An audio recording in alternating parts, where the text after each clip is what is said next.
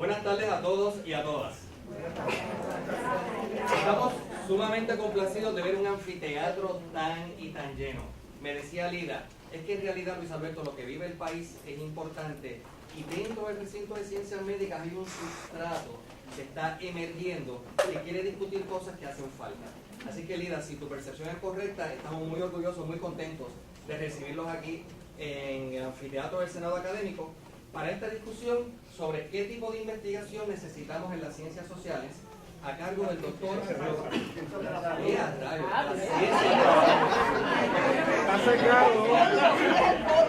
Está secado.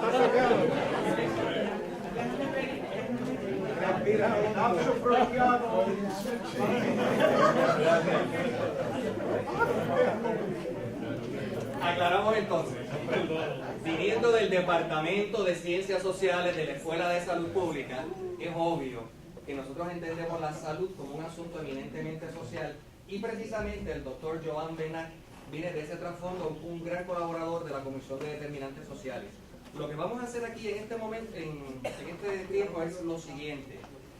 Primero, esta actividad se realiza en principio gracias a la colaboración del Centro de Investigaciones Sociales de la Universidad de Puerto Rico en Río Piedras, con Marinilda Rivera. Y Marinilda tuvo la visión de desde un principio dejarnos saber, Joan Benac ha sido invitado por el Centro de Investigaciones Sociales, nosotros queremos hacer una actividad en el recinto de ciencias médicas y gracias a la colaboración de la Asociación Puertorriqueña de Profesores Universitarios estamos haciendo por lo tanto, Lida de la Asociación Puertorriqueña de Profesores Universitarios y América Facundo del Centro de Excelencia van a venir un minuto para darnos un par de comentarios sobre lo que vamos a hacer aquí ahora.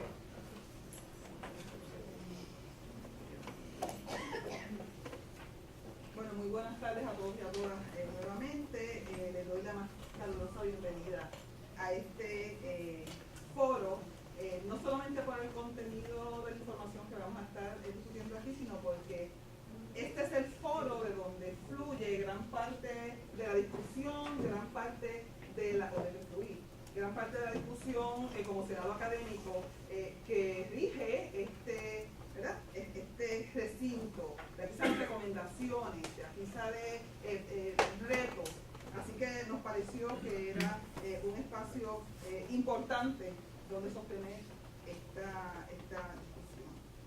El recinto de ciencias médicas se ha caracterizado por sendas intervenciones de investigación clínica en áreas que redundan en la mejora de las condiciones de salud para pacientes que padecen de enfermedades catastróficas.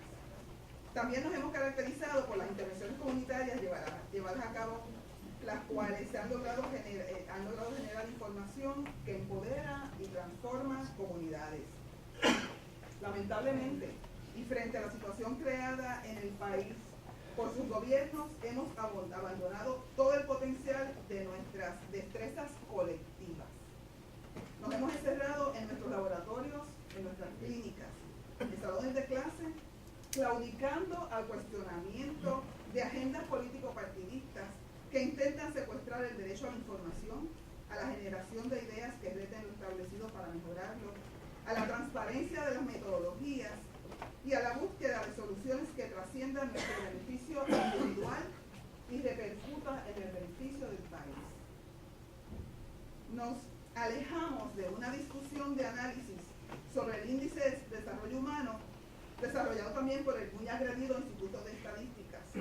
Nos acuchillamos con datos metodológicos frente a un intento de contar las muertes de secuestro de María. Tenemos que pensar de otra forma. Como universitarios, nuestra misión debe incluir organizarnos a establecer agendas concertadas para nuestras investigaciones y que éstas trasciendan el desarrollo de conocimiento a la pertinencia de sus resultados en nuestras áreas de saber. Este conversatorio tiene como propósito encender una chispa que genere una seria discusión sobre la dirección de una agenda de investigación para el beneficio de Puerto Rico. Los y las invito a que aceptemos el reto y nos convoquemos al desarrollo de esta importante agenda que le dé dirección al país. Muchas gracias por el espacio que me ofrecen a la asociación de compartir este gran recurso con ustedes.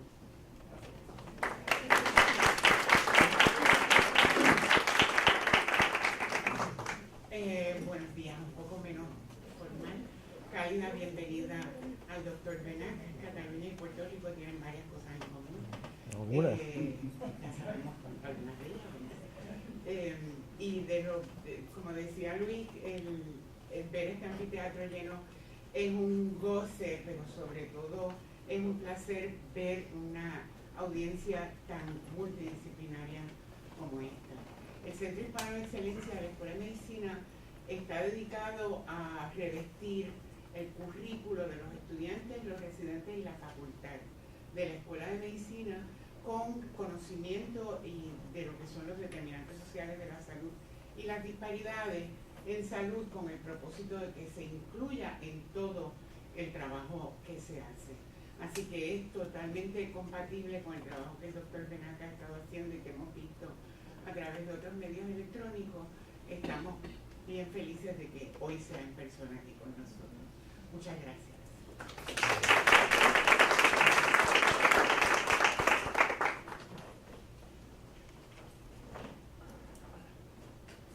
¿Para qué año fue la película El Titanic?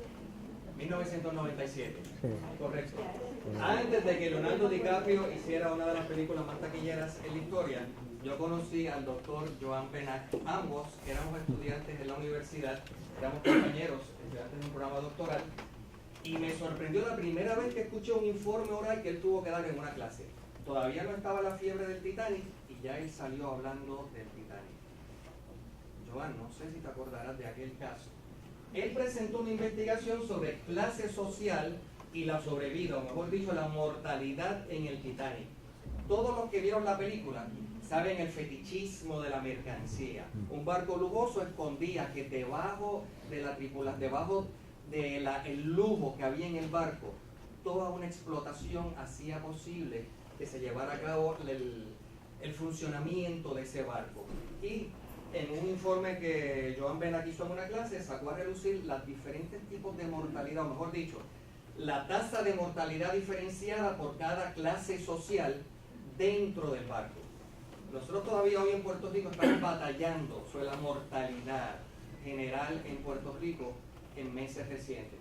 Y curiosamente así fue como Joan Benac comenzó una presentación cuando era estudiante doctoral en la Universidad Johns Hopkins University en el programa de Política de Salud.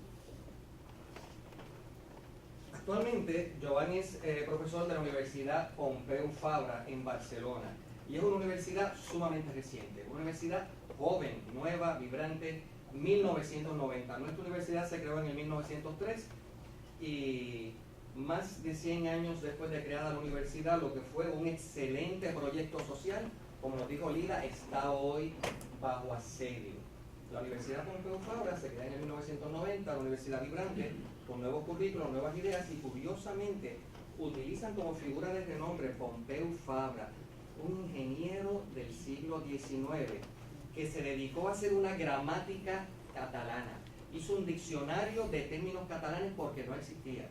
Y entonces fíjense cómo utilizan como una figura central de la intelectualidad alguien que responde a la necesidad de la región, a la necesidad del país, a la necesidad social, lingüística de esa sociedad catalana.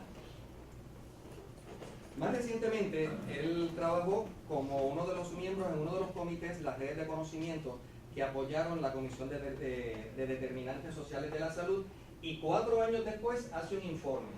Impacto del informe, una evaluación, impacto del informe de la Comisión sobre Determinantes Sociales de la Salud, 4 años después.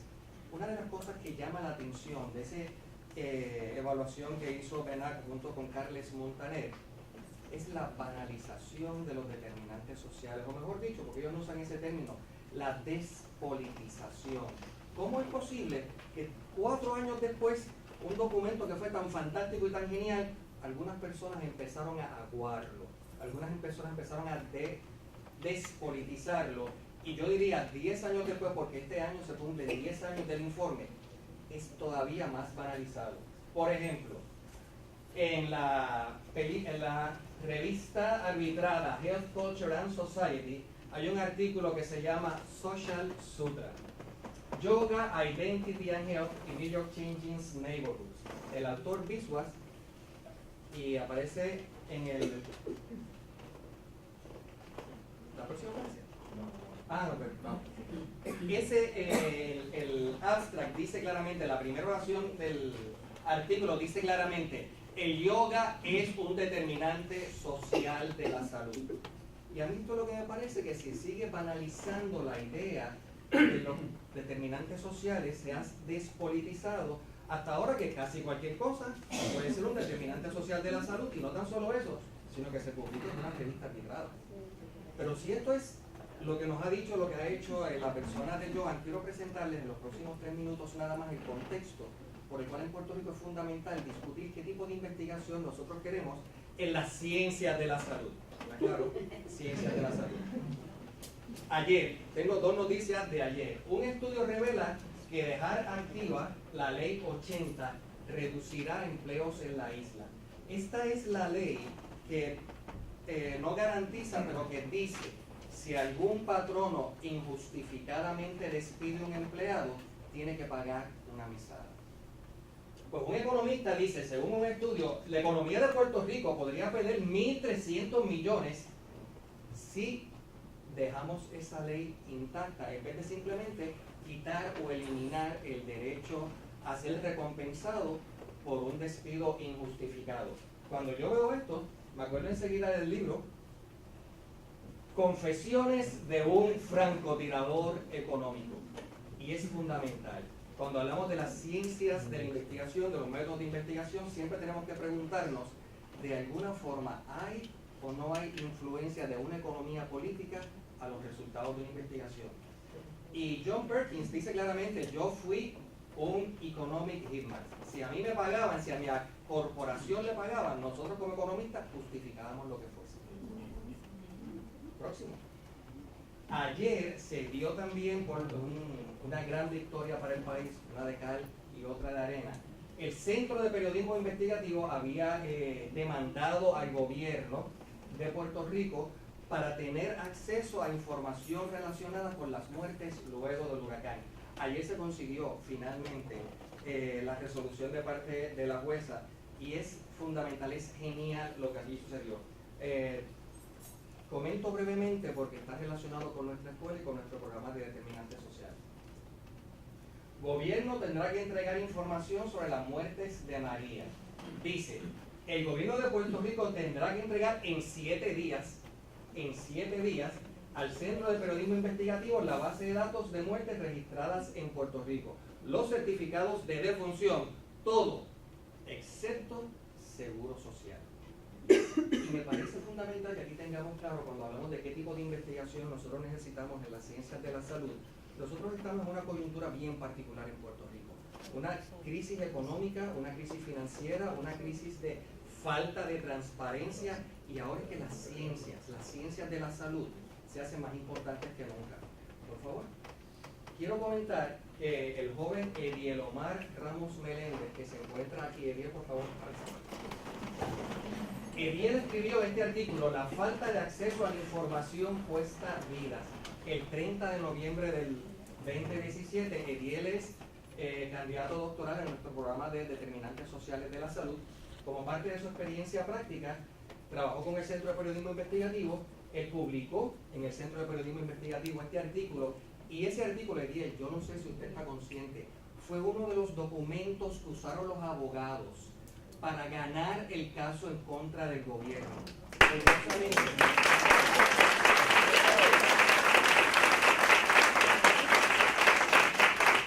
Nosotros queremos escuchar de Joan Benac qué tipo de investigación tenemos que hacer en las ciencias de la salud, pero aquí hay precedentes en esta universidad de gente valiente que hacen el tipo de investigación que el país necesita.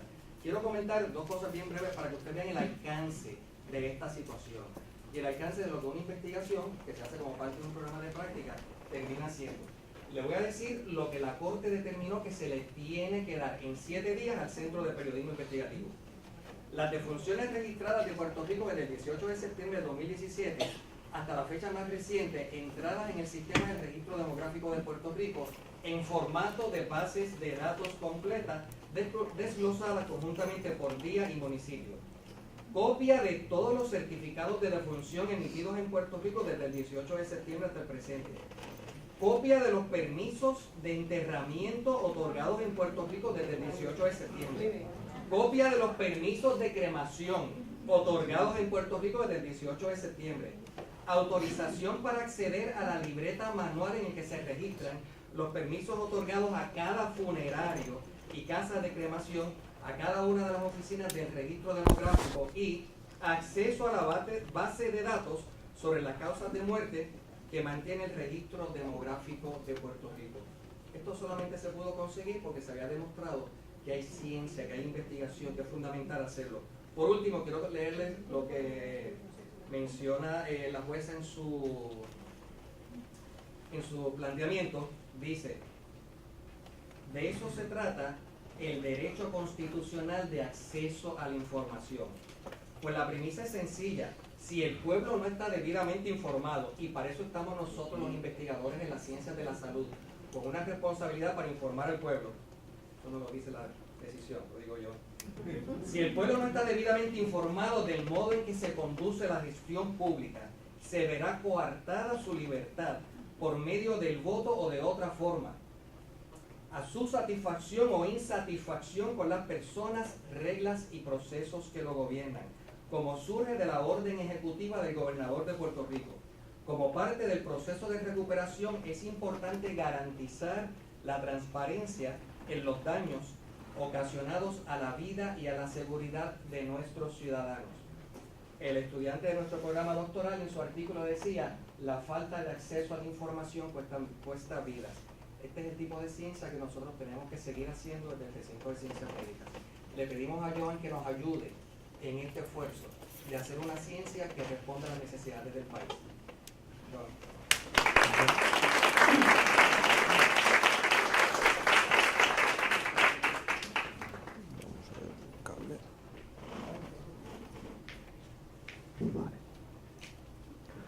Bueno, muchas gracias por la invitación, muchas gracias a la profesora Marinilda Rivera por la invitación a estar acá, a Luis por su presentación, por recordarme cuando éramos unos cuantos años más jóvenes.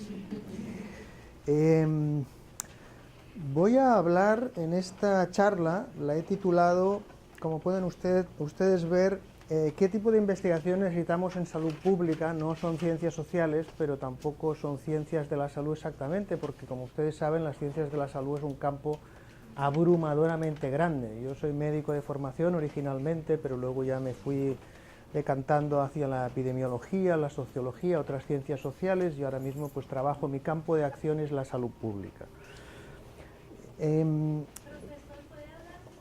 Sí. El micrófono hay que subirlo. No es micrófono, es la grabadora, creo. Voy a intentar, gracias por la observación, voy a intentar hablar un poquito. Si no, por allá al final me levantan la mano, que yo de vez en cuando voy bajando el tono de voz. Bueno, entonces vamos a hablar de salud pública. Supongo que la mayoría de personas, o todo el mundo, no lo sé, está familiarizado con eso que se llama salud pública, que no es exactamente lo mismo que la medicina o que las ciencias biomédicas. Normalmente hay personas que trabajan en el laboratorio, hay personas que trabajan en la clínica, se enfrentan en el día a día con pacientes, con problemas individuales, con problemas concretos, intentando diagnosticar, intentando ayudar y demás. Cuando hablamos de salud pública, los brasileños hablan de salud colectiva, que es una buena manera también de entender las cosas. Hacemos referencia a todo, y por eso es tan complejo, todo lo que tiene que ver con la generación, producción, análisis, estudio, políticas ligadas con la salud de la comunidad, de la sociedad, de un país, de Puerto Rico, de San Juan, de donde quieran, de todo el mundo. Eso es la salud pública. Entonces, digamos, de alguna manera, incluye de cierta manera la medicina, por supuesto, porque eso tiene un recorrido infinito también, pero tiene un enfoque diferente. Voy a hablar entonces de tipos de investigación en salud pública, luego por supuesto en el debate, si está en mis manos contestar a preguntas más concretas, quizá más centradas en ciencias biomédicas, estaré encantado de hacerlo. Voy a hablar de 3 puntos fundamentalmente. Voy a hablar algo de enfoques hegemónicos en la investigación y en la producción científica. Si les tapo mucho, no sé si les tapo mucho por allá. Bueno, no sé si moverme un poco, como hace frío, así voy entrando en calor, ¿no? Enfoques hegemónicos en la investigación y la producción científica sobre salud pública y desigualdades en salud. Luego veremos por qué, porque no es lo mismo pensar en salud colectiva que pensar en desigualdades en salud, como ahora mismo hace un momento Luis estaba enfatizando con el ejemplo del Titanic y la situación en Puerto Rico también. Visiones de investigación críticas, y voy a poner algunos ejemplos de avances y también algunas cuestiones ligadas a las limitaciones. Y también voy a intentar terminar con conclusiones y propuestas para la reflexión. Bueno, hoy día la ciencia, o gran parte de la ciencia, sobre todo ciencias, lo que se suele llamar a veces ciencias duras, biología, biomedicina, pero también la física, cualquier otra ciencia dura, básicamente enfoca su producción a través de artículos científicos. Eso no siempre ha sido así. En el campo de las ciencias sociales, hay gente que no las considera ciencias. A mí me gusta a veces repetir esa conversación entre Einstein y un sociólogo, cuando el sociólogo pues le decía a Einstein: ¿cómo le admiro a usted? Usted hace unas cosas complejísimas. Y Einstein, que era una persona, un gran científico, un gran físico, pero también un filósofo, y además una persona muy humilde, le dijo al sociólogo: pues mire, yo le admiro a usted porque lo que usted hace como sociólogo todavía es más difícil que lo que yo hago, ¿no? Y es que estudiar la sociedad, estudiar la historia, estudiar las interacciones entre seres humanos es algo también terriblemente complejo, como lo es, por supuesto, estudiar los átomos o estudiar la biología, ¿no? Y en ciencias sociales muchas veces todavía predomina mucho las publicaciones en libros, pero en las ciencias más duras, y ahí incluyo la salud pública, la medicina, se publica en forma de artículos. ¿Y cuándo nace este asunto de publicar en forma de artículos? Pues seguramente el nacimiento lo podemos fechar en esa época, ¿no? Allá por el siglo XVII, y desde entonces el crecimiento ha sido exponencial, brutal, masivo. Si ustedes buscan las bases de datos de cualquier tema, realmente casi siempre se encuentran con estos crecimientos en formas exponenciales. Y sobre todo en los últimos años, cada vez vamos más rápido, cada vez tenemos más revistas, cada vez tenemos más publicaciones. Eso no quiere decir que sean útiles, eso no quiere decir que sean importantes, eso no quiere decir que sean las necesarias, eso es otro tema, pero es así. Y por tanto, yo cuando hablo de estos temas ya tengo que enfatizar algo que a veces, cuando discutimos estas cosas con los estudiantes, hay siempre gran confusión. Y digo los estudiantes, pero en general, ¿no? Pero creo que es muy generalizado. Y es que uno puede pensar en todo lo que tiene que ver con la ciencia, y eso pues es enormemente complejo, obviamente, teorías, métodos, datos, muchas cosas, experimentos, pero puede pensar en fenómenos relacionados con la ciencia que no son exactamente el quehacer científico y que a veces se mezclan en los debates de una forma increíble, en televisión, en la radio, en los medios. Porque una cosa es la ciencia, otra cosa es la filosofía de la ciencia, que es el conocimiento, la filosofía del conocimiento, lo que estudian los filósofos del conocimiento. Otra cosa es la sociología de la ciencia, qué hacen los científicos, a dónde va el dinero de la ciencia, eso es sociología de la ciencia. Otra cosa es la política de la ciencia, cuáles son las prioridades de un gobierno, eso no es ciencia, eso es política de la ciencia. Y hay que separar, porque si lo mezclamos todo, a veces uno cree que la ciencia, ¿estamos haciendo ciencia? No, estamos haciendo otra cosa. Estamos haciendo política de la ciencia. Estamos haciendo qué prioridades se han seleccionado por parte de alguien, normalmente los gobiernos, para decidir que haya tanto dinero para investigar aquí, o tanto allá, o ningún dinero para investigar allá, ¿no? Bien, en este sentido, les presento 4 datos, que no creo que sean demasiado originales, por supuesto, pero de lo que uno puede entender como buena investigación. Por supuesto que eso tampoco nos aclara del todo, ¿no? Originalidad e interés científico y humano, yo añado. Cuando uno trata de salud pública, trata de personas, trata de colectividades, hemos de intentar hacer análisis originales. ¿Tiene sentido estudiar cosas que ya se saben? Pues no, porque ya las sabemos. Otra cosa es que no se sepan muy bien. Eso es otra cuestión, ¿no? Pero, por tanto, la originalidad en los trabajos, en las tesinas, en las tesis, en los artículos, es obviamente importante. Al lado de la originalidad, yo siempre añado, y siempre se lo digo también a los estudiantes y demás, bueno, pero esto es importante o no es importante. Luego voy a poner algún ejemplo de esto para entender un poco lo que quiero decir. Puede ser muy original, puede entrar en el libro Guinness de la originalidad, nadie lo ha hecho, pero esto no nos interesa para nada. o nos interesa muy poco, digámoslo así. Por tanto, la importancia, y eso hay que juzgarlo, hay que valorarlo, qué es importante, depende de quién, depende para quién, depende de muchas cuestiones, pero hay que tenerlo presente, vale la pena ponerlo encima de la mesa. La buena calidad, obviamente, y eso las revistas nos ayudan, no siempre. Yo, por ejemplo, estoy acostumbrado a ver artículos en las mejores revistas que yo creo que son muy malos, sinceramente, pero por alguna razón han entrado allí. Y entonces se produce algo que es una especie de fetichismo, y eso lo veo yo con muchos colegas, de fetichismo de la revista. Si se ha publicado allí es que es bueno. Pero bueno, pero tú no piensas en el artículo, no te lo miras, míratelo. Porque se haya publicado allí es bueno y se ha publicado allí es malo. Pues esto es no pensar, esto es simplificar mucho. Es verdad que en general si se ha publicado en una revista con pares, con revisores y con todos los sistemas de calidad, normalmente tiene buena calidad las cosas que se hacen. Buena calidad desde algún punto de vista, no necesariamente desde todos los puntos de vista. Y en cuarto lugar, la aplicabilidad. ¿Esto sirve para algo? Ahí hay que distinguir, porque obviamente depende de si pensamos en ciencia teórica o ciencia aplicada, ¿no? Por ejemplo, es muy legítimo hacer investigación en física de partículas o del universo, de lo que sea, que de entrada no sirve para nada, de entrada. Pero a la larga a lo mejor sí que va a servir para ciertas cosas. Lo que pasa es que en salud pública, como la salud de la población es una tecnología médico-social para mejorar la salud de la gente, creo que es importante que nos preocupe la salud de la gente. Y por tanto, la mayor parte de la investigación que se hace, como mínimo, debería estar enfocada en intentar ayudar a mejorar la salud de la población. A mí me ocurre con estas reflexiones que les estoy compartiendo, un poco como esto del viejo dios romano, Jano, el hombre de la doble cara, ¿no? Porque a veces tengo una doble mirada, y es una especie que si me lo miro así, lo veo así, si me lo miro asá, lo veo asá. Por ejemplo, yo en ámbitos no científicos, yo normalmente defiendo la investigación científica a capa y espada, como se suele decir, ¿no? La defiendo porque para mí la ciencia es uno de los logros humanos, la ciencia, la investigación, el conocimiento, es uno de los logros humanos más importantes de la historia humana, como el arte, como la música, o como lo que ustedes quieran, ¿no? Por tanto, yo tengo que defender eso. Pero muchas veces cuando estoy entre científicos que no han reflexionado mucho sobre eso que yo decía antes de la filosofía de la ciencia y sus límites, muchos científicos, de buena fe, ingenuamente, creen que esto de la ciencia es como, si no la verdad, casi.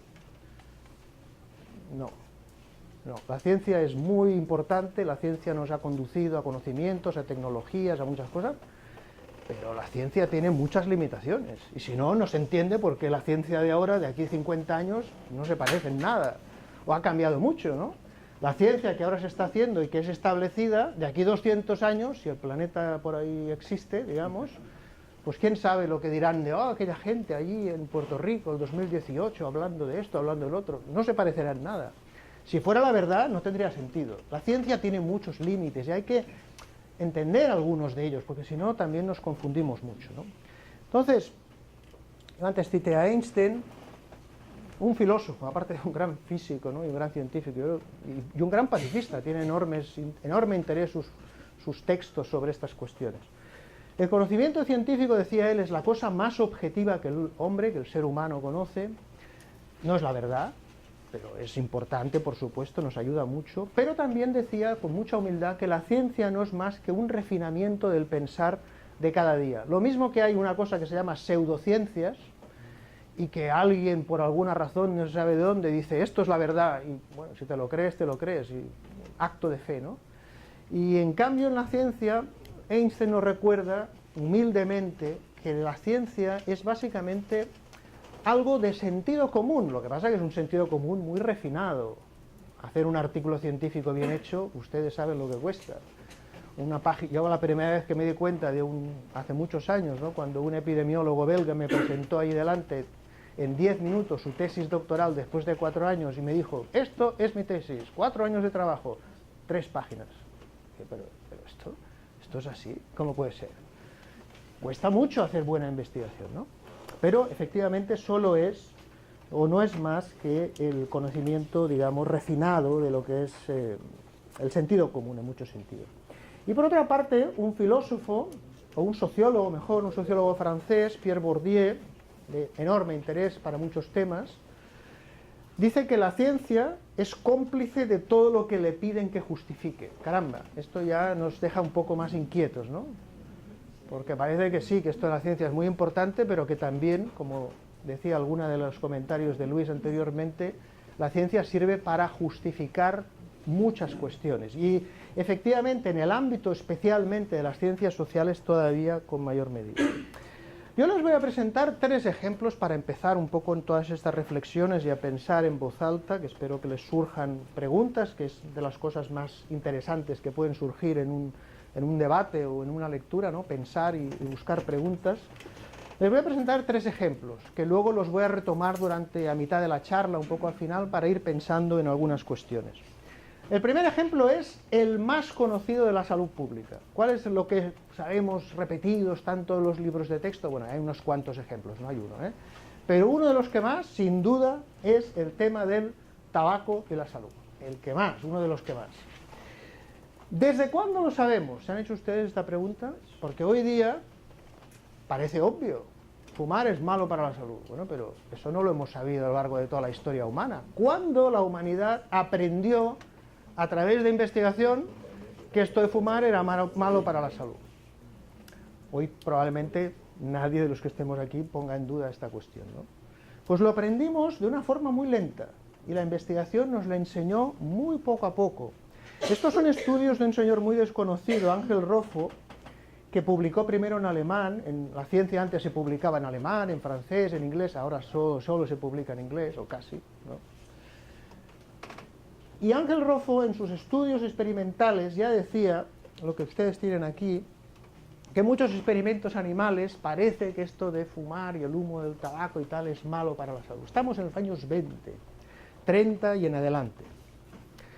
¿Cuándo lo supimos? Bueno, tuvimos estudios epidemiológicos bien hechos, básicamente al mismo tiempo en Estados Unidos y en Inglaterra. Año 50, este es el famoso estudio de Winder y Graham, tabaco, smoking, posibilidad, fíjense las palabras, una posibilidad etiológica, no están seguros. Al mismo tiempo, en el mismo año, publicado en el JAMA, en el British Medical Journal, los famosos Dole y Hill, ¿no? Todo el mundo probablemente les suenan estos dos nombres, un epidemiólogo y un estadístico ingleses. En el British Medical Journal ellos están asustados porque ven que está aumentando la prevalencia, la incidencia de cáncer de pulmón en Inglaterra y dicen, ¿pero por qué? No lo saben, no están seguros. Y lo que encuentran básicamente es una fuerte asociación entre el tema de fumar y el cáncer de pulmón y otras enfermedades. Pero ellos tienen varias hipótesis. Ellos no están seguros de que fumar es lo más importante. Ponen como primera hipótesis, de hecho, el tema de la contaminación atmosférica. ¿Por qué? Porque Londres, Inglaterra, la contaminación en aquella época era espectacular, abrumadora, como en algunas ciudades de China hoy día, y consideran esa hipótesis, consideran el tema de fumar, ven que fumar efectivamente les sale como el factor de riesgo, lo que hoy día conocemos, todavía entonces no, factores de riesgo, ¿no? Pero en los años 50 se sabe eso, pero yo no les he traído las diapositivas para no hacer la historia más larga, pero a lo largo de 15 años va a haber un debate, si no, ustedes rastrean en las revistas, en el Lancet, en todas las revistas médicas de la época, todo el debate científico bestial, abrumador, sobre si fumar es malo para la salud o no. Porque muchos científicos no están convencidos. De hecho, el estadístico más conocido del siglo XX, el señor Fisher, que era fumador, por cierto, murió de cáncer de colon. El señor Fisher, que era fumador, dijo que no era el tabaco. Y era el estadístico más reconocido. Y lo escribió, y lo publicó en el Nature, y lo publicó en muchos sitios. Y un montón de hipótesis y contrahipótesis. Todo esto para decirles, de entrada, que esto del conocimiento, fíjense que estamos en lo que parece más obvio y más sabido, fumar. Bueno, en el año 64, el ministro norteamericano de salud, el Surgeon General, después de una tremenda batalla política, no lo voy aquí a contar, pero tremenda batalla política, porque esto no es tan fácil, la vida es complicada, y la política siempre está por alguna parte, ¿no? Después de tremenda batalla política, reúne toda la información disponible durante esos años, toda la investigación, y dice, a ver, Estudio tal, estudio con hombres, estudio con mujeres, estudio en Suecia, estudio en Inglaterra, todas las revisiones, todo. Y dice, concluyo que fumar es malo para la salud. Punto y aparte. Y a partir de entonces, fíjese cuántos años han pasado, un montón de tiempo, hemos dado por bueno que fumar es malo para la salud, desde ese momento. Y efectivamente, a partir de entonces se produce un tremendo éxito de salud pública.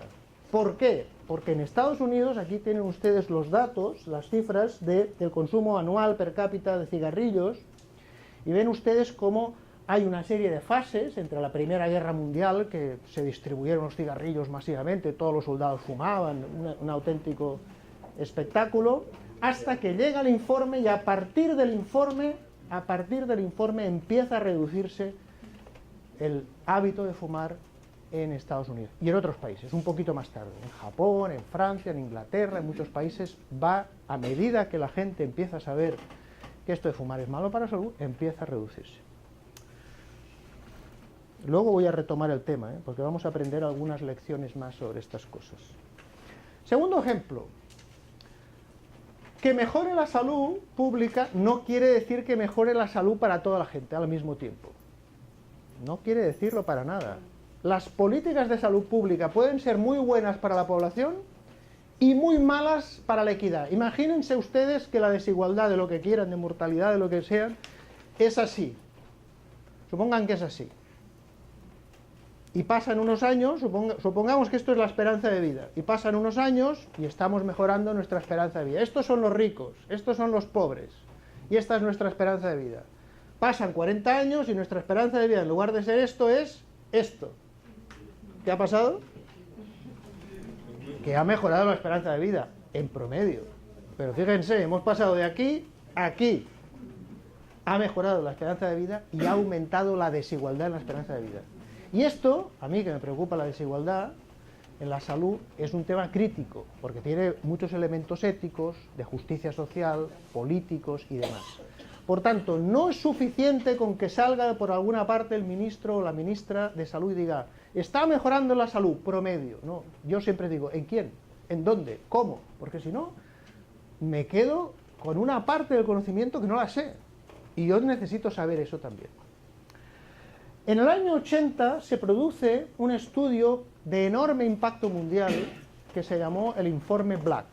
Informe Black porque el presidente del Colegio de Médicos inglés en ese momento era este caballero y se llamaba Black. Algunos no lo sabían y tradujeron el Informe Black, en España por ejemplo, en una publicación al menos que yo leí, Informe Negro.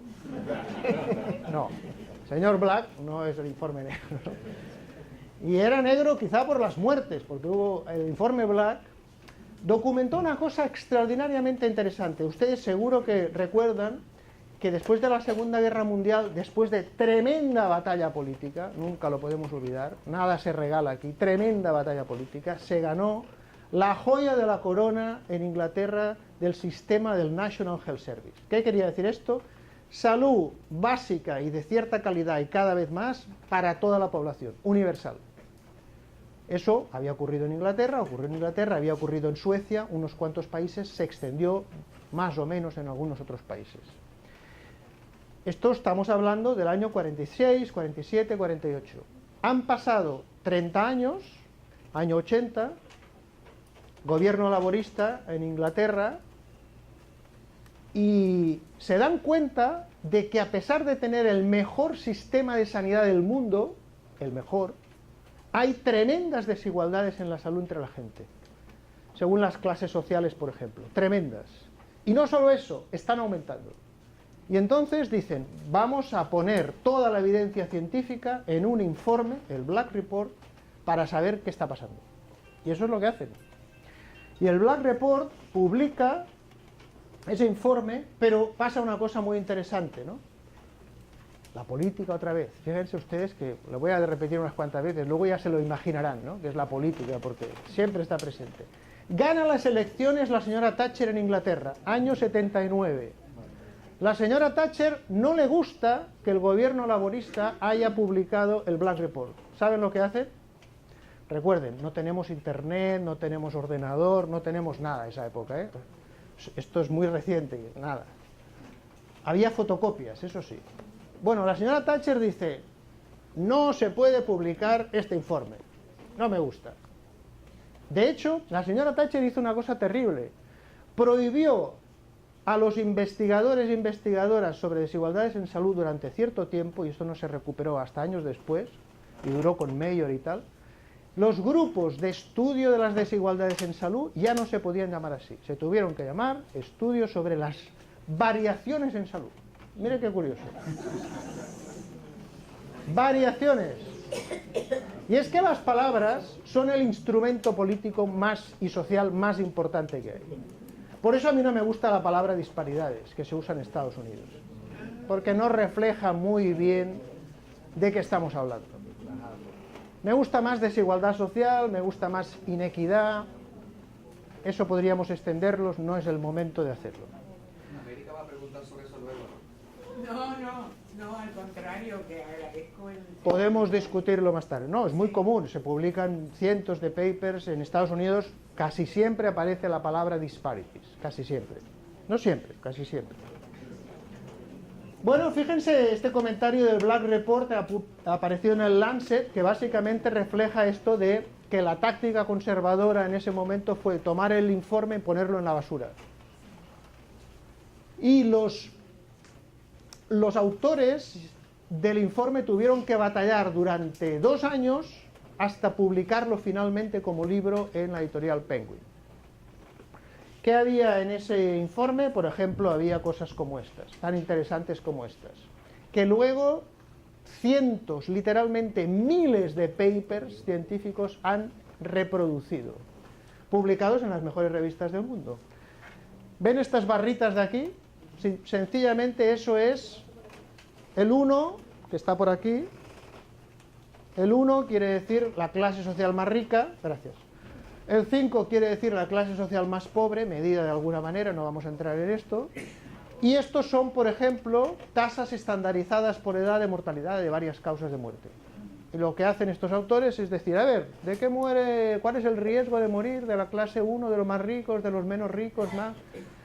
Y encuentran esta especie de escalera que es como un gradiente social de la desigualdad que desde entonces se ha repetido hasta la saciedad. Importantísimo, porque después de publicarse el Black Report, vinieron muchos otros reports. En Suecia, en Finlandia, en Francia, en Italia, en España, lo hicimos en el año 96, muchos informes en todas partes del mundo. Pero no en todos los países del mundo. Si ustedes buscan los Black Report en África, yo me pregunto, ¿dónde están? Y en América Latina, ¿dónde están? Porque yo me paseo bastante por América Latina y no veo muchos...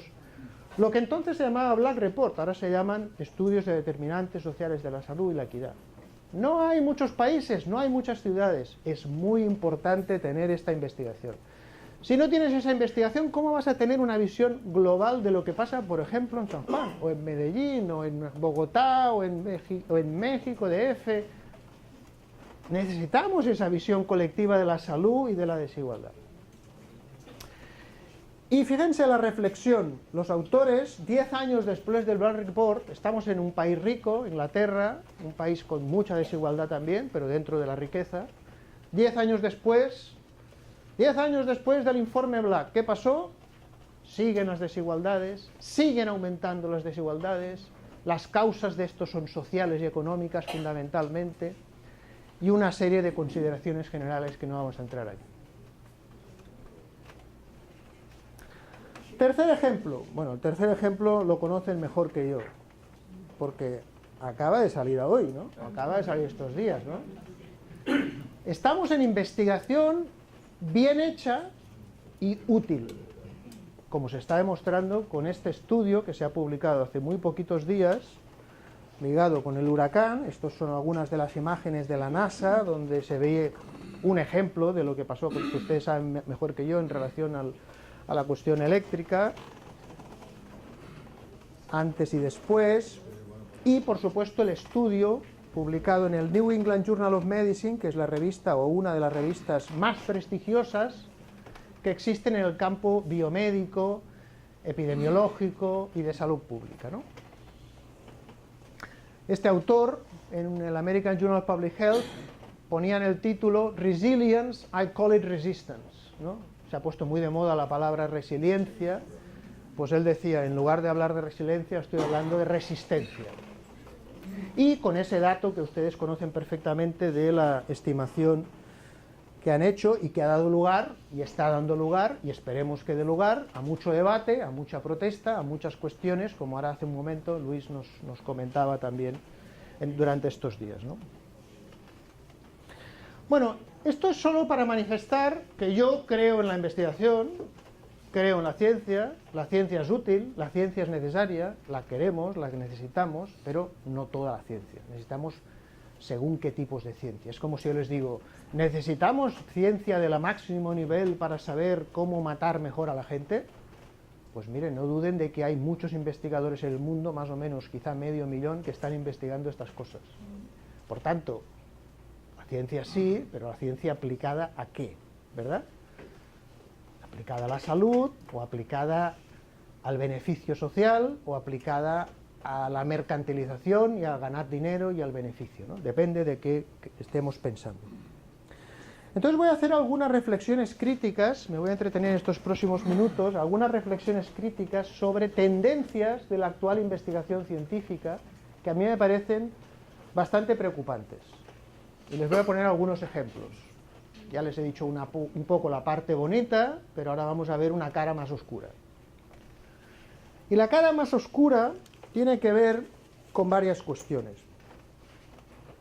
La primera tiene que ver con esto de que el artículo se ha convertido, como antes he dicho, y ustedes saben seguro, que es la manera sistemática de presentar la investigación en el mundo, y eso ha dado lugar a un montón de temas ligados a incentivos, a presiones, a oligopolios de las revistas. En muy poco tiempo, unas pocas revistas, por ejemplo, estoy pensando en Elsevier, que tiene el control de una parte enormemente importante de todo lo que se publica en el mundo, ha dado lugar a un oligopolio y a un mercado tremendo de las revistas. Y quien dice las revistas dice todo lo que está alrededor de todo eso. Por tanto, eso es sociología de la ciencia. No es ciencia, ya lo he dicho antes, pero es sociología.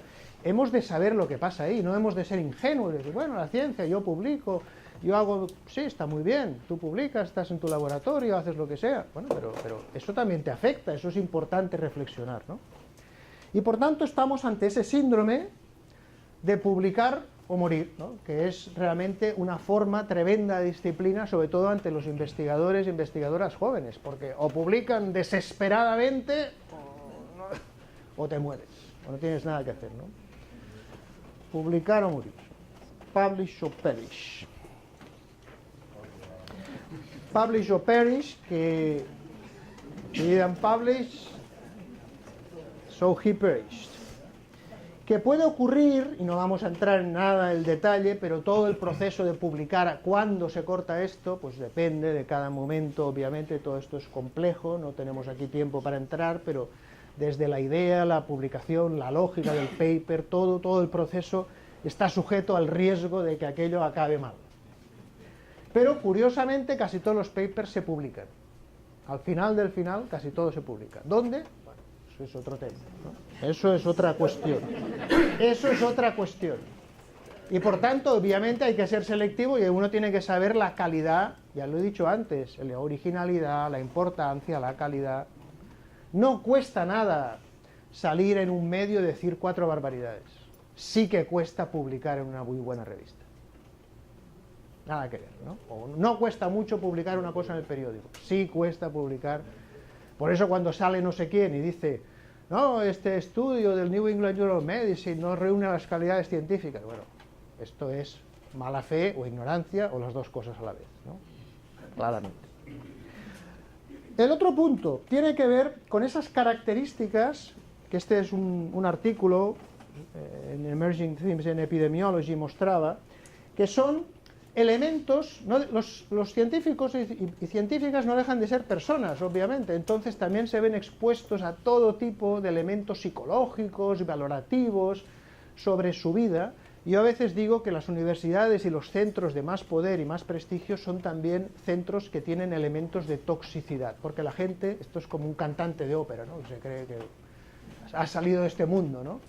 Algunos se lo creen, o sea, están fuera del tema. Entonces, hay cosas que son estas que aquí les he resumido: el orgullo, la envidia, la ira, la lujuria, la glotonería, la avaricia, los pecados capitales, que tantos y tantos científicos, desgraciadamente, tienden a desarrollar. Y ya lo he dicho antes, hay que ser humilde en general, creo que eso es bueno, es sano en todo, pero también en la investigación. Hay algún científico, y les voy a poner un par de ejemplos, un científico de origen griego, pero que básicamente ha trabajado, creo que en Stanford desde hace muchos años, y que tiene algunos de los papers más citados de todos los papers que se citan por ahí, ¿no? Y aquí tienen un ejemplo. ¿Por qué la mayor parte de resultados científicos son falsos? Caramba, ¿cómo puede ser esto? John Ioannidis se llama este caballero, que pone una lista bastante exhaustiva, y tienen algunas entrevistas en la web si están interesados y un montón de cosas, que habla de estas cosas, ¿no? Diseños, tamaño de estudio, asociaciones, montones y montones de cosas que están alrededor de esto. Él ha hecho también una serie de recomendaciones, porque no solo ha hecho este paper, ha hecho otros papers, cómo lograr que la mayor parte de la investigación publicada sea verdadera, o sea adecuada. Y básicamente nos dice, pues eso, que según sus revisiones y aplicando modelos bastante sofisticados, encuentra que una buena parte de la investigación pues es falsa, exagerada, inútil, etcétera, etcétera. Y él hace una serie de recomendaciones al respecto. Si ustedes quieren pasar un buen rato, reírse un ratito, de los casos más extremos de esto, entren en una página que se llama los IG Nobel. Los IG Nobel son como los Nobel alternativos. Los Nobel alternativos que se dan premios a las publicaciones científicas más inútiles de todas.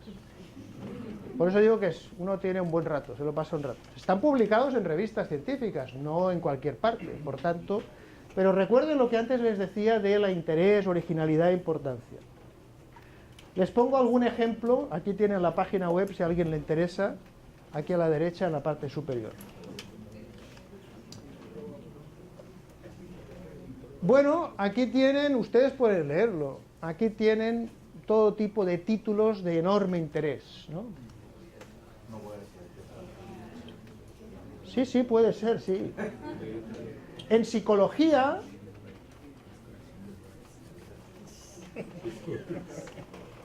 entreténganse un rato, entren, cada año es más interesante, hay cientos de ejemplos.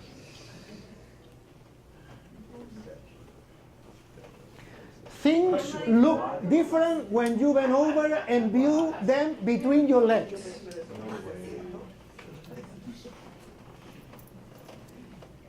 En economía,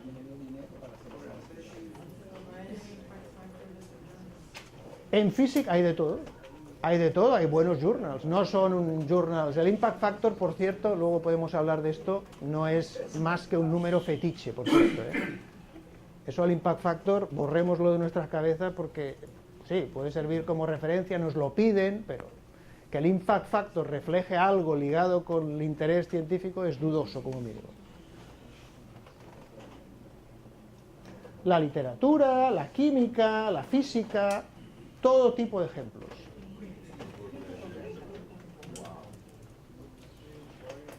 Bueno, todo esto lo que refleja es algo que me voy a entretener ahora en unos minutos, y eso tiene que ver con algunas, me voy a saltar esta diapositiva, con algo que muchas veces los científicos no piensan y que es algo que tiene que ver, antes lo dije, con la filosofía de la ciencia y del conocimiento. Vivimos en un mundo, creo que en el mundo actual la ciencia y la investigación se ha vuelto extraordinariamente, y voy a usar unas cuantas palabras, reduccionista, empiricista y simplista en general. Entonces, para entender un poco por qué, pues uno, por ejemplo, acude a un señor, este es caballero, bastante conocido, bastante citado, menos leído, Thomas Kuhn, cuando él hablaba de los paradigmas científicos. Básicamente, él venía a decir que los paradigmas, que no es otra cosa que como las gafas de mirar. Yo me miro la realidad así con unas gafas, a ver qué veo, y tengo una teoría detrás que me hace mirar la realidad y por tanto la investigación de una cierta manera, y esos paradigmas cambian. Y en un momento dado, pues el ejemplo de Copérnico, el ejemplo que ustedes quieran en la historia de la ciencia, la gente lo ve así, pero en un momento dado cambias las gafas y ya no lo veo así, ahora lo veo así.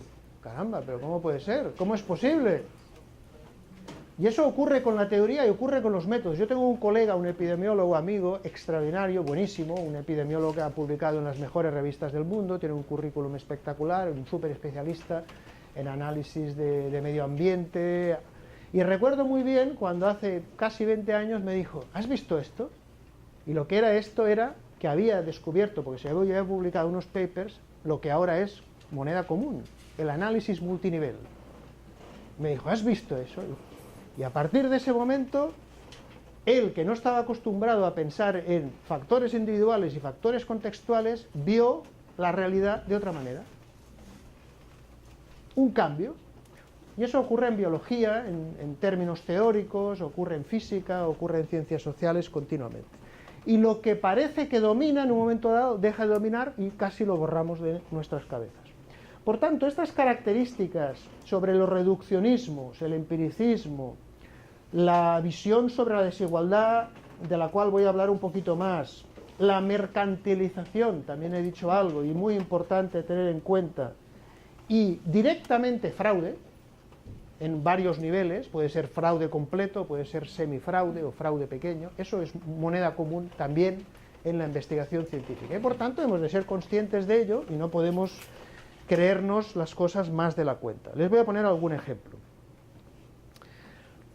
Este es un ejemplo de un libro que me gusta bastante, un libro de unos canadienses, ¿por qué algunas personas están sanas y otras no? Un libro bastante clásico, ya tiene unos cuantos años, y básicamente viene a decir que muchos investigadores, sobre todo jóvenes y con demasiada ingenuidad, se creen que de los datos sale la verdad. De los datos no sale nada, ni tampoco sale de la computadora, ni del software, ni del análisis estadístico, nada de nada de nada. Si tú no tienes teoría y no sabes lo que buscas, el dato a mí me dice poquito. Es verdad que con el dato yo puedo explorar cosas. Sí, eso sí, pero que del dato apretando un botón y el SPSS o no sé qué me salga la verdad, eso es absurdo. Nada que ver con la realidad, nada. Y por tanto, necesitamos casi siempre modelos conceptuales. En epidemiología ha habido investigadores, epidemiólogos sociales, por ejemplo el gran Mervyn Sasser, un epidemiólogo sudafricano que hizo toda su carrera con temas fantásticos, extraordinarios, lo estudió en Columbia, trabajó en Columbia, y él decía que en el caso de la epidemiología, a partir de los años 70, la visión dominante fue, eso del paradigma, fue los métodos, y hoy día, en una facultad, en un máster de epidemiología, pues el 80% son métodos, y parece que el método te explica, pero es que el método es muy importante, el método quiere decir camino a. Pero el método, si yo no sé dónde voy, yo no sé el método, ¿de qué me va a servir? Y además uno tiene que saber utilizar el método para un objetivo determinado, etc. Todo esto nos llevaría muy lejos, podemos reflexionar horas y horas, pero como mínimo para apuntar un poco. Eso es lo que decía Sasser, ¿no? Los métodos son esenciales o importantes, pero creer que esto es la manera de aclarar las cosas, pues no es la manera correcta de ver la realidad. No, y eso no disminuye la importancia del método, porque a veces dices eso y entonces usted dijo que el método... Sí, claro que es importante, pero es importante dentro del contexto, no en general, ¿no?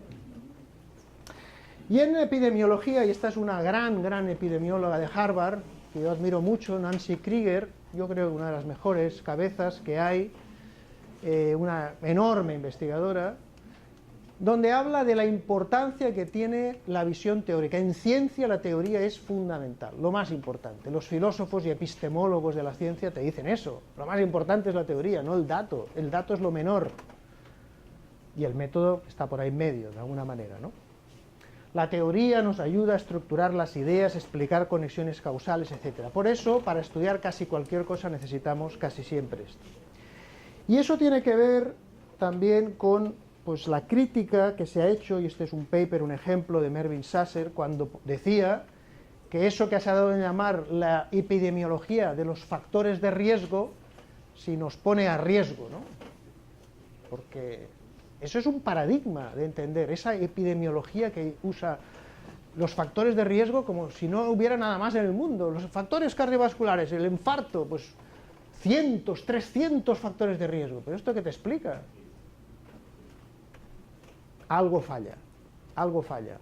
Y muchas veces los clínicos, médicos o epidemiólogos también, por falta de entrenamiento, no acaban tampoco de ver parte de esa realidad, ¿no? La parte de la epidemiología, factores de riesgo, luego voy a decir algunas cosas más, es importante, pero que duda cabe que tiene enormes limitaciones.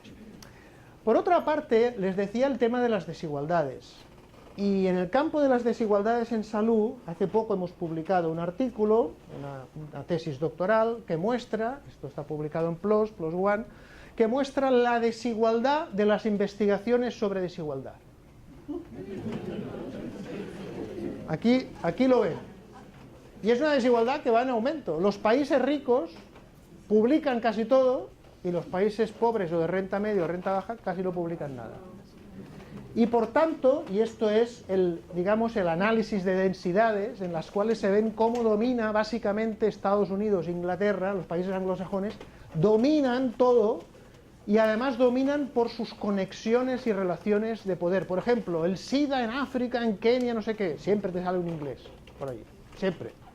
¿Por qué? Porque eso tiene que ver con elementos de colonialismo. Y por tanto, son elementos y reflexiones importantes a tener en cuenta. Bueno, yo antes les hablé del tabaco y les dije, bueno, reflexionemos. ¿Hemos acabado la historia con lo que les conté? No. ¿Por qué no? Porque la cosa es más complicada. Fíjense, desde los años 20, el señor Roffo, desde los años 50 ya sabemos que el tabaco es malo. El año 64, el Surgeon General y tal. Y aquí estamos, en el 2018, lidiando con la epidemia del tabaco en el mundo. Porque estamos lidiando. Eso no es ciencia, eso es algo más.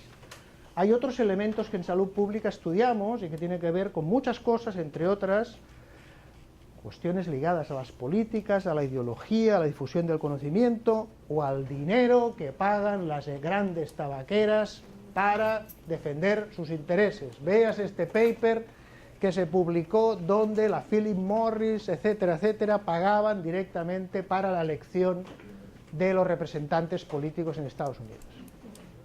Y por tanto son unas poquitas empresas, porque en cualquier campo de la economía hoy día tenemos 6, 8, 10, 12 empresas que dominan todo. Si dominan todo económicamente, tienen también enorme poder político para hacer cosas feas como esta. Hay un libro, o unos libros bien interesantes, que explican parte de las tácticas que utilizan estas empresas. Por ejemplo, la duda es su producto. ¿Qué decía este investigador, el señor David Michaels? Él tomaba un memorándum de una empresa, de una gran corporación tabaquera, que utilizaba directamente esta expresión. La duda es el producto. ¿Por qué la duda? Por algo que se entiende muy fácilmente. Estamos hablando de ciencia, de científicos, pero la población no lee el paper, como es obvio, supongo, ¿no? La población se entera de lo que pasa en el mundo por los medios de comunicación, por lo que le dice la vecina, porque mi padre me dijo esto, porque estudié en la escuela, por lo que sea. Y ellos, las empresas, lo saben perfectamente. Se trata de meter la duda en la cabecita de las personas. Lo mismo que pasa con el cambio climático. Los científicos están al 90 y mucho %, que hay cambio climático, la mano humana y tal. Haces encuestas y la gente duda. Y duda porque hay campañas para que duden. Por tanto, eso tiene enorme importancia. Y un científico no puede ser ingenuo. Tiene que saber esto, lo que hace en el laboratorio, donde sea, pero también estas capas, porque si no, no entendemos. Si uno cree, yo tengo muchos amigos, buenos científicos, grandísimos científicos, pero tienen una ingenuidad sociológica apabullante, que a mí me deja estupefacto, digámoslo, me deja asombrado, ¿no? Por su falta de reflexión, quizá de conocimiento sociológico, ¿no? O por ejemplo, el señor Richard Doll, ¿recuerdan? El señor Richard Doll, que podía haber sido premio Nobel, el primer epidemiólogo premio Nobel, no se lo dieron, murió. Pero además luego nos enteramos que el señor Richard Doll había sido untado por algunas empresas químicas para... ustedes saben cómo funciona esto de la investigación, ¿no? Esto que se llama la cocina. Tú explicas los resultados de aquella manera, ¿no? Bueno, y fíjense si es grave el tema del tabaco, por seguir ahora con el ejemplo, para acabar de redondear un momento más esto, que estamos peleándonos y nos vamos a seguir peleando durante todo el siglo y quién sabe hasta cuándo con el tema del tabaco. ¿Quién sabe hasta cuándo? ¿Saben cuántas personas morirán en el siglo XXI a causa de la epidemia del tabaco? Esto se ha calculado.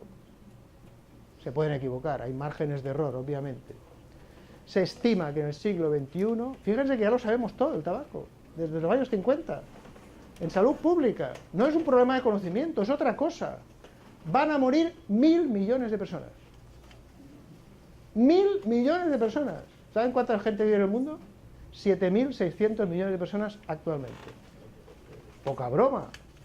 Tema de salud pública importante. Solo para entender que no caigamos en la ingenuidad, que eso también ocurre. No, yo tengo un amigo. Oh, ¿tú por qué estudias esto? La vacuna del SIDA, ¿por qué tal? ¿Y por qué? No, porque yo voy a cambiar el mundo, voy a arreglar el mundo. ¿Pero cómo lo sabes? Tú has encontrado la vacuna. ¿Cómo sabes que de la vacuna va a ponerse en práctica para solucionar el problema? Es una ingenuidad enorme. Eso no quiere decir que investigar para una vacuna del SIDA sea malo, no, está muy bien. Lo que es ingenuo es creer que de mi investigación se va a traducir en no se sabe qué. Eso depende de muchas más cosas, obviamente, pero hay que tenerlo presente, ¿no? Miren, otro ejemplo que la gente no piensa. Uno de los contaminantes ambientales más graves que hay, ¿saben cuál es? Las colillas de tabaco. Trillones de colillas de cigarrillos por el mundo llenas de productos tóxicos de todos los tipos que contaminan todas partes. Hay artículos sobre estas cuestiones, por ejemplo que hablan de estas cosas. Para acabar de complicar la realidad y darnos cuenta de hasta qué punto seguimos y seguiremos luchando y batallando con el tema del tabaco. No sé cómo voy de tiempo, supongo que mal. Tengo muchas cosas que decirles, pero voy a acelerar un poco, ¿no? Bueno, les pongo algunos ejemplos de lo que me parece, y siguiendo con la pregunta que hacía Luis al principio, en mi opinión, ¿qué necesitamos en salud y en salud pública en particular? Yo creo que, contrariamente a lo que nos dicen muchas revistas, necesitamos mucho estudio descriptivo. Mucho estudio descriptivo. ¿Qué es eso del estudio descriptivo? Tú mandas un paper a no sé qué revista y te dicen, oh, bueno, es que esto es muy descriptivo. No, pero ¿y qué? ¿Es interesante o no? ¿Es importante o no? A mí no se me ocurriría, si yo fuera editor de una revista y colaborado con algunas, decir que esto es descriptivo, porque es ridículo. Es ridículo. ¿Está bien hecho o no está bien hecho? ¿Es importante para la salud pública o no? ¿Es original o no? ¿Pero que es descriptivo? Es absurdo. Y eso es un fetichismo, otra vez más, de esta idea y también de la idea del método como solucionador mágico, porque no es otra cosa, es fe mágica en el no sé qué. Entonces, estudios descriptivos hay muchos, necesitamos, por ejemplo, los estudios geográficos son de enorme utilidad. Es un paper reciente, es muy descriptivo, una correlación que hemos hecho. Esto primero fue una tesina de máster de salud pública, luego está en camino de ser una tesis. Son áreas de España, básicamente donde la mortalidad de la enfermedad de Alzheimer es muy alta y áreas donde la densidad de contaminación es muy alta. Es una hipótesis, no sabemos si esa es la hipótesis más importante, está en debate, pero está ahí y por tanto es un ejemplo de cosas que pueden tener interés, si más no a nivel de hipótesis. Obviamente todo lo que tiene que ver con los datos satelitales, el Big Data y muchas cosas más nos está poniendo delante de nosotros muchísima información. El problema es saber usar esa información, que no sabemos usarla, porque hay tanta información. Las empresas sí tienden a usarla desde un punto de vista del consumo y del beneficio, pero desde el punto de vista de la investigación creo que estamos lejos de entender todo esto. Estos son dos imágenes de la India, el 94-2010, para ver cómo ha crecido el poder eléctrico y también, por tanto, el consumo y, por tanto, muchas otras cosas. Hay un paper que mostró, hace unos cuantos años, que los datos de crecimiento del PIB de China, los que dice el gobierno, parecen estar equivocados. ¿Por qué? Porque la luz no se refleja bien. Y si no se refleja bien, parece que el gobierno chino miente. Miente, dice que tienen más PIB del que tienen, cuando en realidad no tienen tanto, ¿no? Bueno, ejemplos interesantes, descriptivos. Por ejemplo, viviendas con baños en la India, donde uno se da cuenta de las zonas del país más desarrolladas y las menos desarrolladas. O, por ejemplo, toda la zona de Kerala, donde ha habido políticas sociales de educación, de salud pública, de igualdad enormes. Las zonas más desarrolladas del país, ese cachito que está en la parte sur del país, ¿no? Y la correlación que eso tiene, obviamente, con la pobreza, que es uno de los medidores importantes en salud pública, obviamente. Bueno, hay cosas muy sofisticadas en análisis geográfico, no lo voy a explicar, tampoco lo entiendo muy bien, pero hay algunos investigadores, sobre todo en Estados Unidos, esto es un ejemplo de lo sofisticado que es hoy día a través de la manipulación de la información. Cada cubo de información de lo que ven aquí representa el volumen de espacio de información de Internet, la conexión, los sitios que una persona y cómo se mueve en una ciudad, y a partir de ahí no sé cuántas cosas más puede saber. Obviamente estamos otra vez por el mismo tema, saber utilizar bien la información. Antes se citó el informe de los determinantes sociales de la salud, lo vuelvo a traer a colación, ustedes saben, se publicó hace 10 años, exactamente, este año en agosto se cumplen los 10 años, a finales de agosto. Este es el modelo teórico que probablemente conozcan, y si no lo conocen, pues es útil bajarse de internet el informe de la comisión, porque da una visión realmente útil sobre la salud pública en el mundo, ha sido muy influyente, pero como también decía Luis, hay una tremenda batalla por quedarse con el significado de qué es eso de los determinantes sociales de la salud. Yo a veces he dado vueltas por aquí, me invitan a sitios, etcétera. Voy a Perú, voy a Lima, determinantes sociales de la salud y tuberculosis. Yo estoy en una mesa rodeado de gente. ¿Quién habló de determinantes? Yo hablé de determinantes, porque no soy un especialista en tuberculosis, pero me preparé la charla.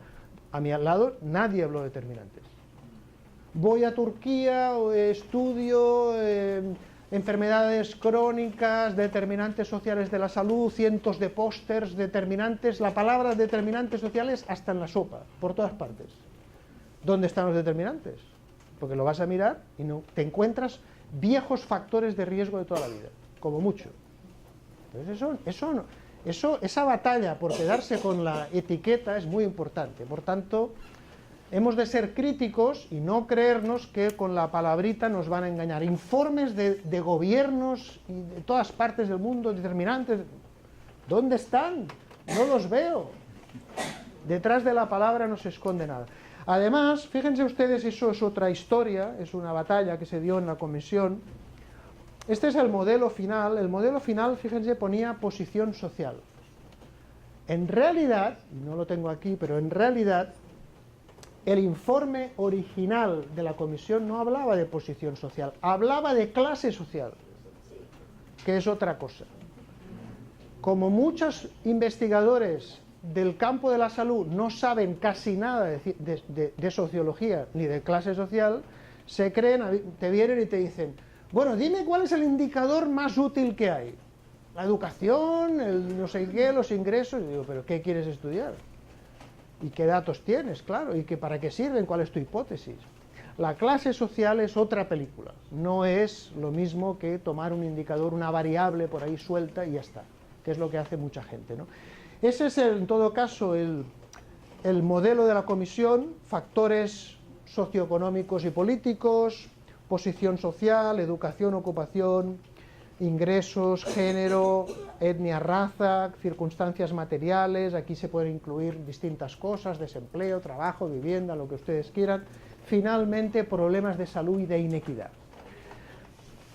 Hay muchos más modelos, voy a acelerar un poquito por el tema del tiempo para tener más espacio, no sé hasta cuánto tiempo tenemos. 5 minutos. Para preguntas preguntas y comentarios. Entonces voy a acelerar mucho. Sí. Un poco, no, mucho, sí. Simplemente decir que les he traído aquí uno de los modelos sociológicos de clase social.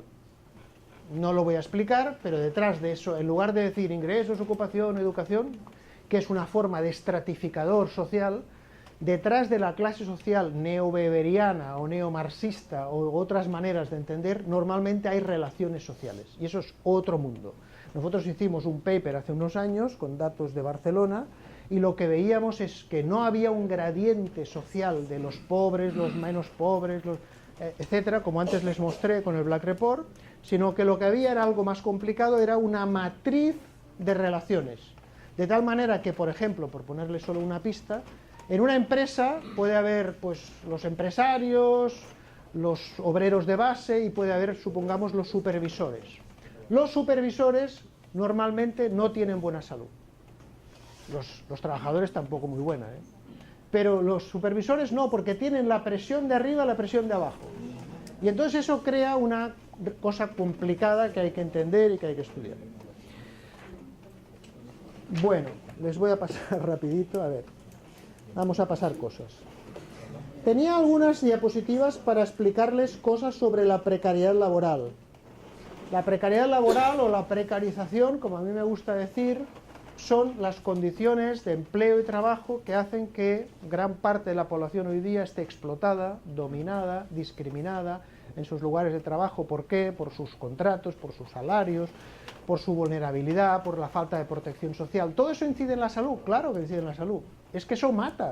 Eso incide en la salud mental, eso incide en el alcoholismo, eso incide en multitud de cosas. Lo que pasa es que es invisible, es complejo, es difícil de estudiar, es difícil de medir.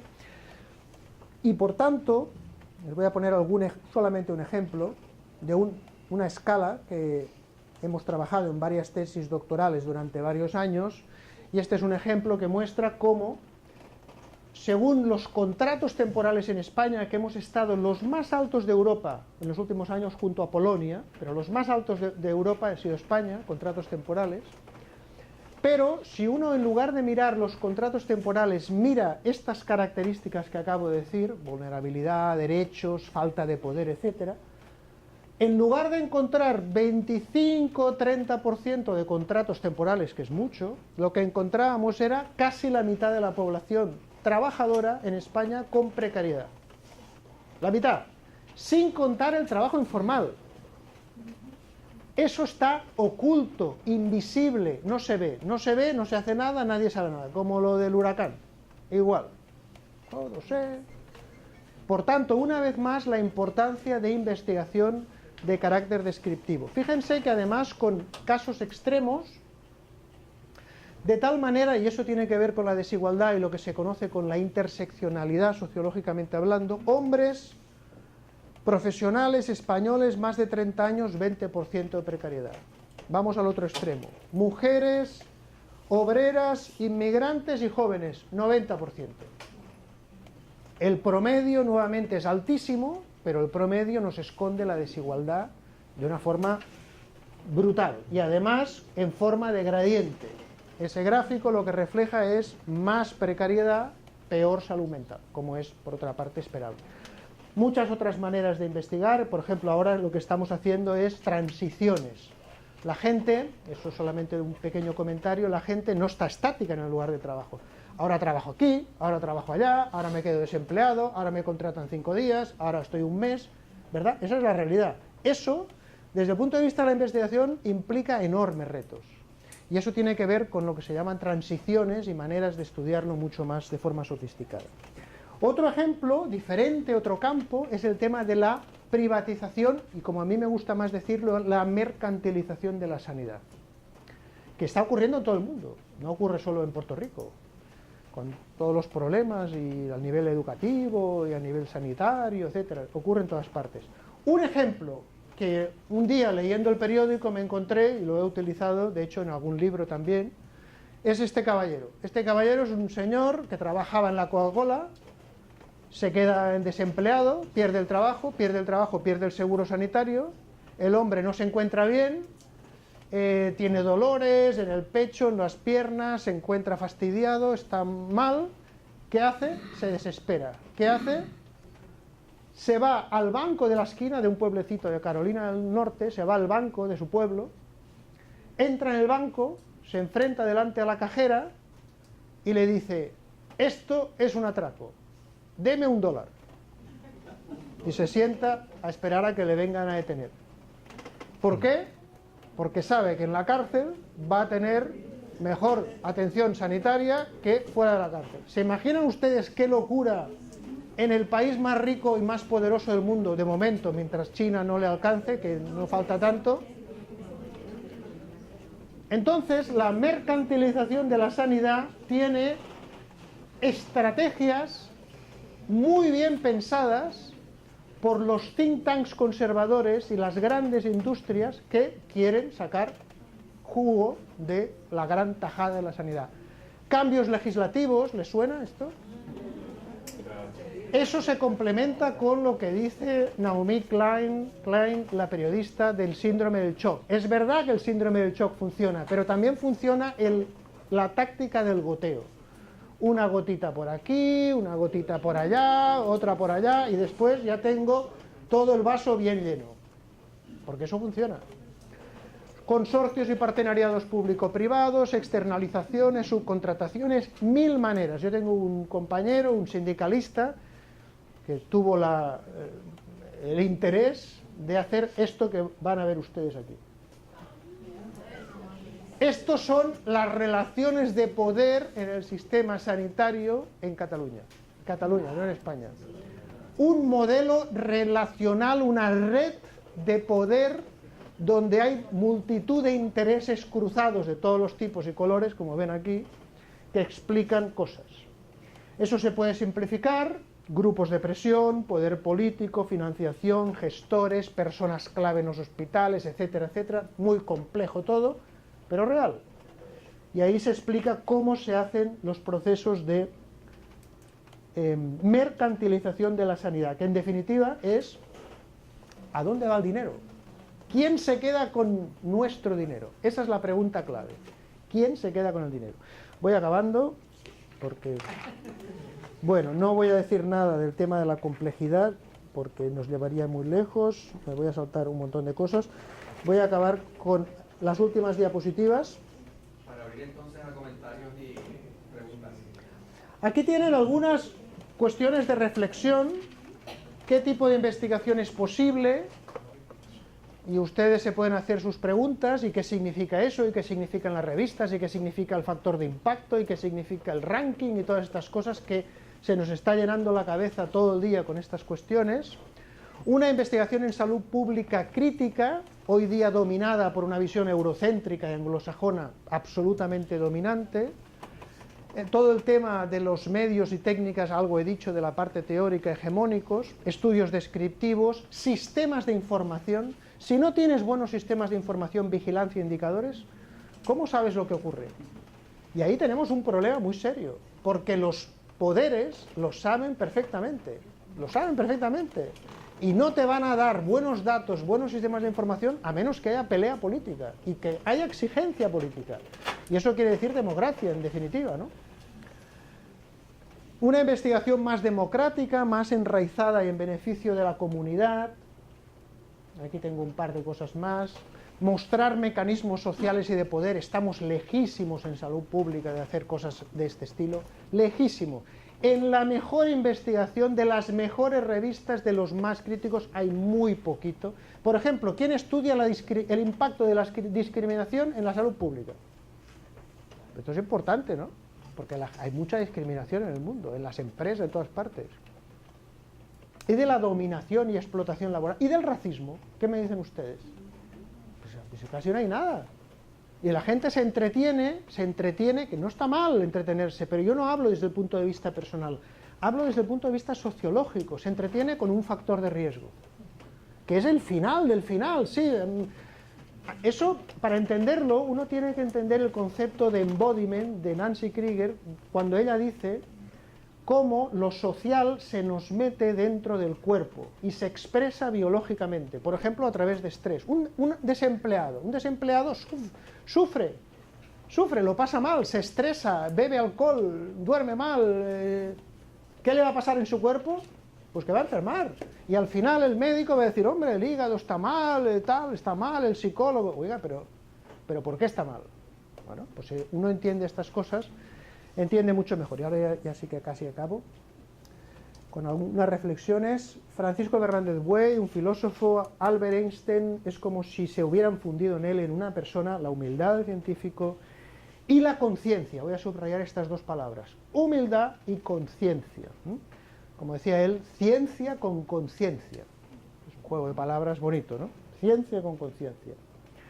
Hay también científicos críticos, y esta es una fotografía antigua del Massachusetts Institute of Technology, uno de los sitios más prestigiosos del mundo, cuando en los años 60 los estudiantes, los profesores críticos se levantaron y dijeron, no queremos dinero de la industria militar para hacer nuestras investigaciones, queremos otra manera de hacer ciencia y otra manera de buscar nuestras prioridades. Y de hecho, hace poquito, el año pasado, el Science for the People, o descolonizar la ciencia, pues es un tema que, digamos, se ha vuelto a poner de relieve. Bueno, y acabo con un par de chistes del roto, que siempre se agradece.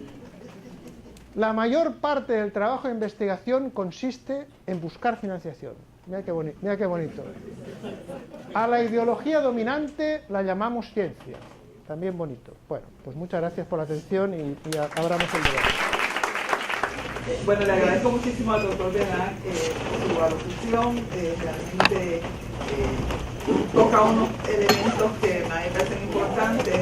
En mi introducción yo presenté estos estilos en los que nos ubicamos, donde nos concentramos en nuestros espacios muy específicos, en nuestras líneas de investigación muy específicas, y nos olvidamos de una agenda de investigación. O sea, yo creo que nosotros necesitamos como recinto de las ciencias de la salud, necesitamos una agenda de investigación que podamos presentar a nuestros administrativos, que podamos impulsar de la misma forma que muy bien y muy habilidosamente las agendas mercantilistas impulsan, ¿verdad?, unos elementos específicos. Nosotros tenemos que hacer lo mismo y no hemos podido hacer eso. ¿Qué tipo de recomendación usted podría ofrecernos que nos ayude a desarrollar esa agenda, a salir de la parte individualista, a desarrollar esa agenda de investigación de investigadores con distintos tipos de elementos hacia el país? Yo quiero tomar dos comentarios adicionales y entonces Joan responde a ellos. América y Salvador. Bueno, yo lo que quería decir es que me parece absolutamente cierto lo que él dice, que la mayor parte del tiempo se va en conseguir dinero. En el caso de Puerto Rico, el gobierno de Puerto Rico no da dinero para investigación por razones obvias, ¿verdad? En Puerto Rico tener datos es un problema. Y el dinero se consigue de fuentes de Estados Unidos, de los institutos nacionales de salud, del Departamento de Salud, etc. Y esas agendas están bien definidas. O sea que para conseguir financiamiento hay que acomodarse a lo que son las prioridades de investigación en el imperio. Y eso pues impone unas condiciones a lo que está diciendo Lida de establecer una agenda colectiva encaminada a mejorar la situación del país. Me interesaría que usted como presente que quizás en algún momento comente un poco más sobre el rol de los actores en los issues de investigación. Por ejemplo, en el área de las adicciones, que es la que yo más estudio, pues el rol de las farmacéuticas y el rol de la industria del alcohol son fundamentales en cómo se caracteriza la adicción a drogas. Porque a la industria farmacéutica no le interesa que le toquen su mundo sagrado, ¿verdad? Entonces, a veces hay que estudiar no tan solamente las drogas de la farmacia de la esquina, sino también las drogas de la esquina de la farmacia y cómo se combinan ellas dos. Me gustaría comentar un poco más sobre eso, el rol de los actores, que yo creo que una de las cosas que estamos la importancia de empezar en un proyecto de investigación definiendo los actores, quiénes están interesados, quiénes no están interesados en qué se va a hacer con este issue en particular. Porque si ya yo sé cómo va a actuar la farmacéutica, pues tengo que cuidarme de eso como científico. O cómo van a actuar la industria licorera, cuando le vende a uno síntomas de alcoholismo para vender alcohol, cuando usa síntomas de alcoholismo para vender alcohol, pues me ayuda mucho a ver que es importante definir quiénes son los actores que están en el circo del momento. Bueno, un comentario adicional de un estudiante. Si yo quisiera que se contextualice de alguna forma todo lo que han dicho ahora mismo, pero con una sola palabra clave, crítica, que nunca se toca y me frustra mucho como estudiante, es que nunca llegamos a la praxis. Nos quedamos en la teorización, nos quedamos en las esferas aisladas de la academia, y no traducimos a acciones concretas, en pos de transformación. Resumimos praxis como la unión indisoluble entre teoría y práctica. Cómo la teoría modifica la práctica y la práctica tiene que alimentar la teoría. ¿Joan? Bueno, hemos por aquí la frase final. Bueno, había un autor, creo que un psicólogo de Vinci, decía que no hay nada más práctico que una buena teoría. Eso no quiere decir que, y seguramente no hay nada más que una teoría que una buena experiencia, que una buena práctica. Con lo cual sí, obviamente, conseguir resultados, conseguir cambios, es un proceso normalmente lento,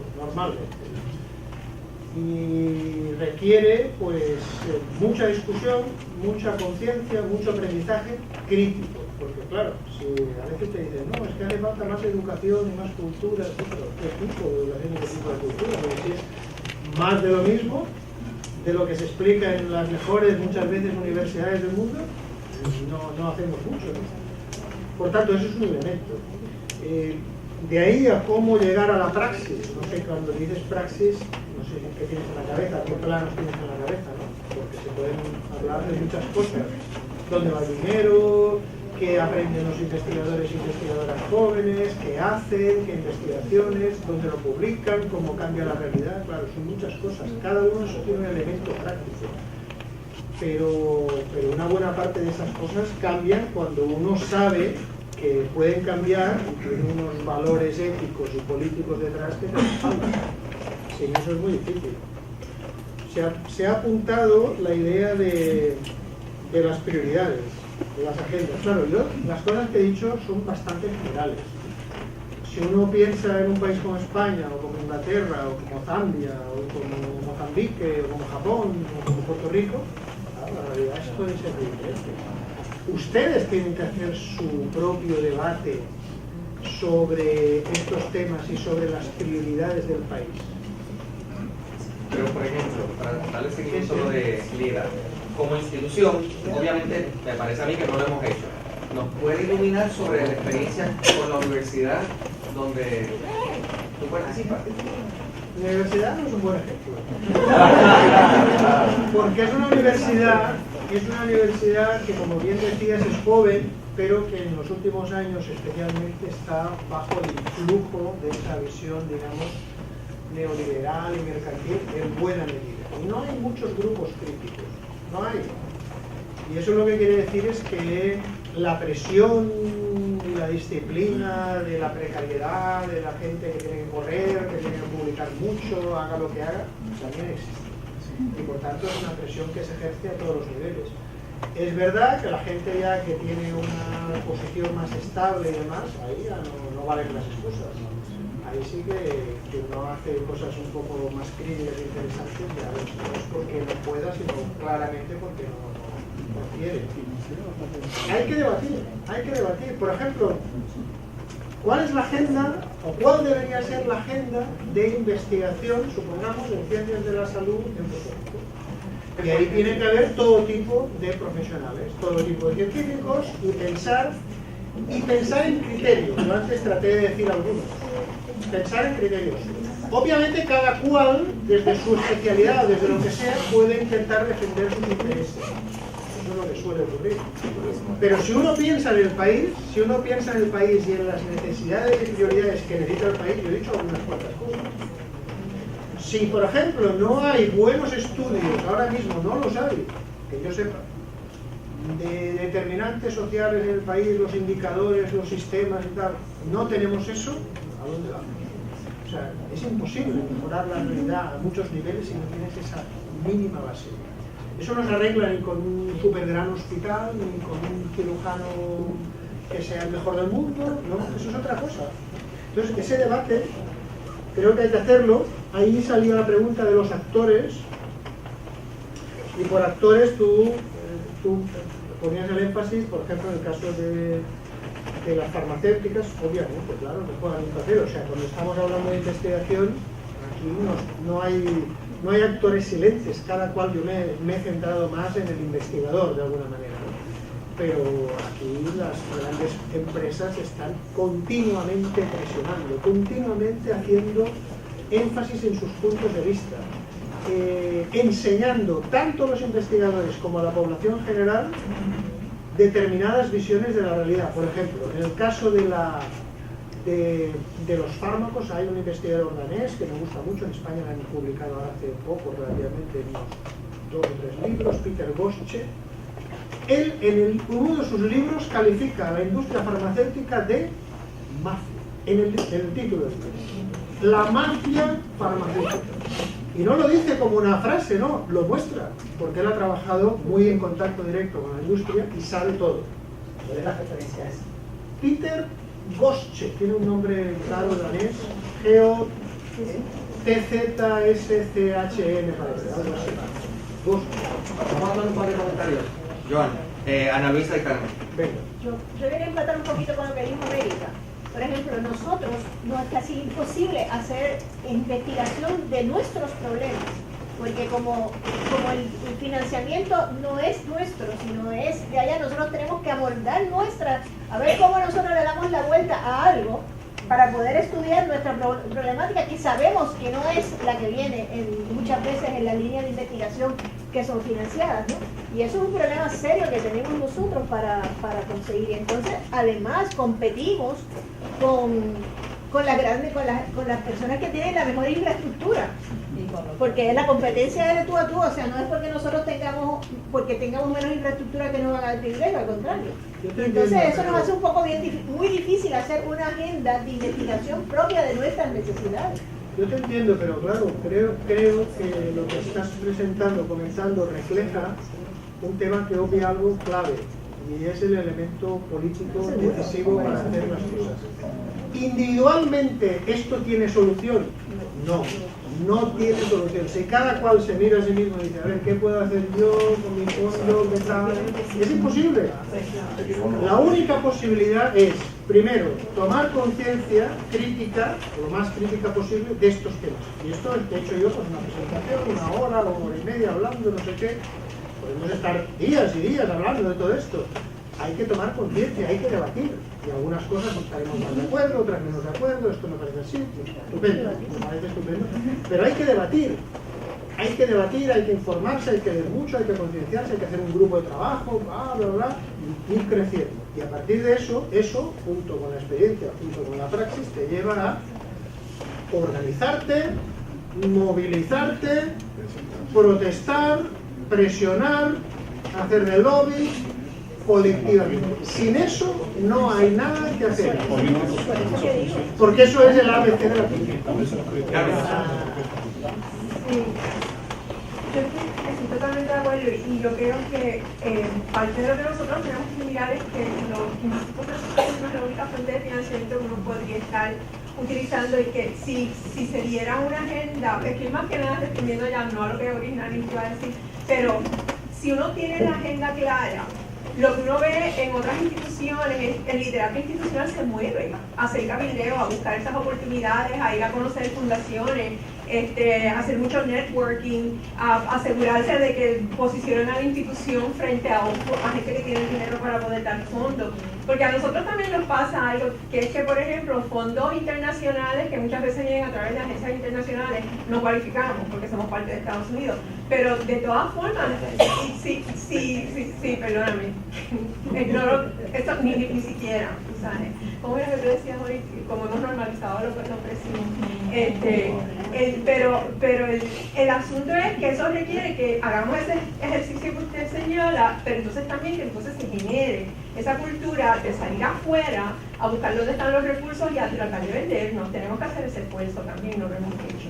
Bueno, pero es que también usted está refiriendo al liderato institucional y esta universidad en particular tiene el problema de que ese liderato depende de qué partido político está en el poder, no depende de que sea competente, de que tenga conocimiento, de que tenga lazos con agencias que podrían financiar, de lo que depende es de a qué partidos políticos son leales.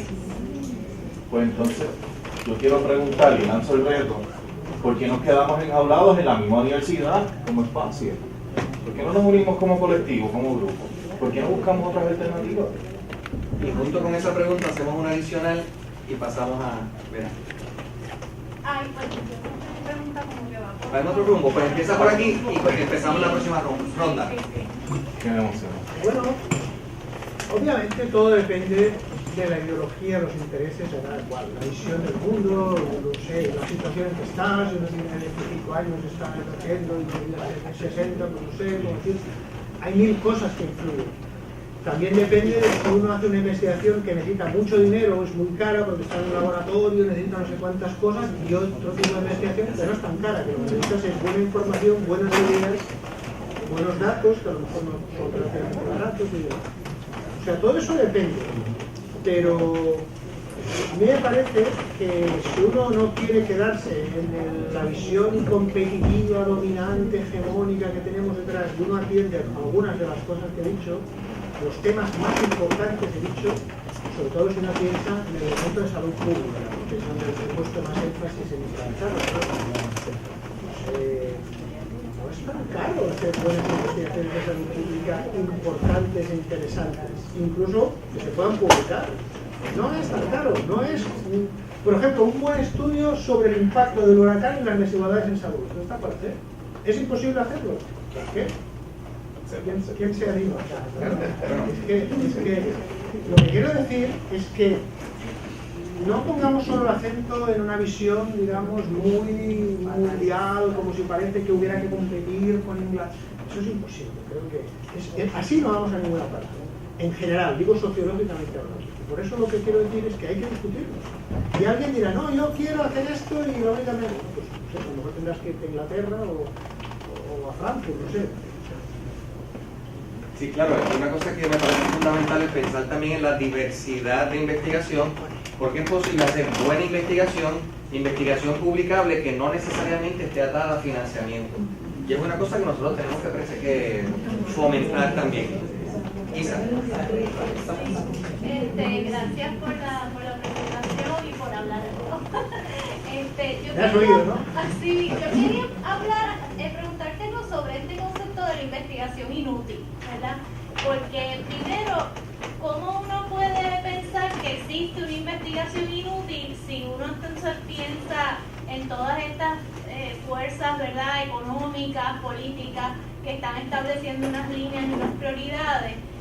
¿Dónde entonces cae la investigación inútil si es que solamente son los privilegiados los que pueden hacer entonces las investigaciones que se les parezcan, no importa cuál loca sea? Que sería interesante ver, ¿verdad?, si hay una relación entre investigación inútil y privilegio. Y lo otro es que si realmente será tan terrible la investigación inútil, porque a veces puede uno pensar en ocasiones donde hay alguien que está fascinado por los colores fosforescentes de una agua viva, ¿verdad? Y simplemente es que quiere averiguar sobre eso y punto. Y de momento resulta que esa investigación da pie a unos resultados que luego sirven para trabajar con el cáncer o con otra cosa, o de momento a alguien se le ocurre que va a tocar unos ratoncitos a ver qué pasa cuando los toca, y eso después resulta en unas aplicaciones para trato neonatal, ¿verdad?, en las unidades de NICU. O sea que, no sé, o sea, a veces también hay que permitir que la gente investigue lo que le parece interesante, aunque no tenga un propósito, una agenda claramente definida. Sí, en ese mismo punto de investigación inútil, Lili quiso hacer un comentario, por favor. No, estaba aquí, me estaban tocando por detrás porque estaba muy callada, pero era que yo recorté los primeros 45 millones que llegaron al recinto de ciencias médicas para el estudio de las disparidades en salud. Ese año llegaron 45 millones. Yo decidí, porque esta persona que está aquí detrás de mí me estaba... yo decidí, el doctor Arroyo me invita para que en el Congreso de Promoción de la Salud yo presente un panel sobre disparidades en salud. ¿Pero en qué año fueron esos 40 millones? ¿En qué año? 45, exacto. 45 millones, ¿cuándo? ¿No recuerdas el año? Ahora coincidió con el Congreso. Nadie recuerda cuándo les dieron 45 millones de dólares. Estaban distribuidos en diferentes investigadores por todas las escuelas. Tenía enfermería, tenía salud pública, tenía medicina, tenía farmacia, estaban distribuidos en diferentes. Entonces el doctor Arroyo me pide que haga un panel, ¿verdad? Con estos investigadores. Y mi primera pregunta al panel es: ¿qué eran disparidades de salud? Y ninguno de los investigadores tenía una visión de lo que iba a estudiar con disparidades en salud. Y este es un buen, para mí un ejemplo de cosas que tú has estado diciendo, que cuando en una colonia, ¿verdad?, investigamos con el dinero que nos llega y buscamos la forma de realizar investigación, ¿verdad? Nos pasan esas cosas. No hay unas decisiones, no hay una reflexión, no hay unos consensos de qué es lo que tenemos que investigar, qué es lo necesario para investigar para el país. El punto que Lili trae, entre otras cosas, lo que apunta es a que un buen financiamiento no implica ni calidad de investigación ni pertinencia, que eran los criterios que comentabas anteriormente. Reacciona por favor a esto de investigación inútil, a esto de... Bueno, a ver, lo de inútil lo he matizado antes, no he dicho que, o sea, en ningún momento he dicho que la investigación básica sea, no haya que hacer investigación básica que no sabes exactamente a dónde te va a llevar. Eso lo he dicho. Pues no estoy en contra de eso. Lo que sí estoy en contra es no con un criterio individual, sino sociológico. ¿Dónde pones los pesos? Eso sí, y en salud pública hay tantas necesidades, pero tantas, que parece lógico que como mínimo haya un debate lo más democrático posible y que la sociedad diga: hay que apostar más por esto o hay que apostar más por lo otro. Lo que vemos es que se apuesta mucho por tendencias, que lo que hay detrás es lobbies, intereses, negocio, etcétera, que no representan las necesidades más importantes de la población. Eso por un lado. Y en cuanto a lo de inútil por lo original, tiene que ver con ese proceso mercantil en el cual estamos compitiendo por tener más, por publicar más, por conseguir. Está bien publicar, yo no tengo una en contra, yo publico bastante, pero eso no es el problema. El problema, antes lo dije, es original e importante.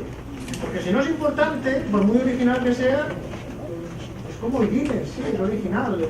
Estuve 20 horas a una sola pata y di 4 vueltas, nadie lo hizo en el mundo. ¿Qué? Entonces, un poco por matizar el punto de lo que decías. Por otra parte, también añadir que aparte de lo que dije de investigación descriptiva, hay un tema en salud pública que a mí me parece asombroso la poca investigación que hay y el interés que tiene, que es la evaluación de políticas. Tú tienes unos recursos, más o menos, te los gastas, haces algo, supuestamente para conseguir un resultado. ¿Quién mira eso? ¿Eso ha servido para algo? Te lo van a justificar retóricamente, de una forma vaga, de una forma... Pero un estudio, es que evaluar es complicado, y evaluar a medio y largo plazo más. ¿Cuánto costó? ¿Para qué sirvió? Eso me parece esencial y no existe. Pero bueno, eso no quita lo que dije antes. Un par de comentarios y quería hacer un anuncio adicional. Joan ha sido insistente en que él le gustaría tener un pequeño espacio para dialogar solo con estudiantes. Y hemos pensado que a las 4 de la tarde en la Escuela de Salud Pública ya reservamos un espacio para que algunos estudiantes dialoguen específicamente con Joan sobre cualquier tema que como estudiantes entienden que es importante. Y también me acaban de preguntar si a la lista que se circuló con correos electrónicos, Joan, se le puede hacer llegar la presentación. ¿Son todos estudiantes de salud pública? No, de cualquier estudiante, de cualquier cosa.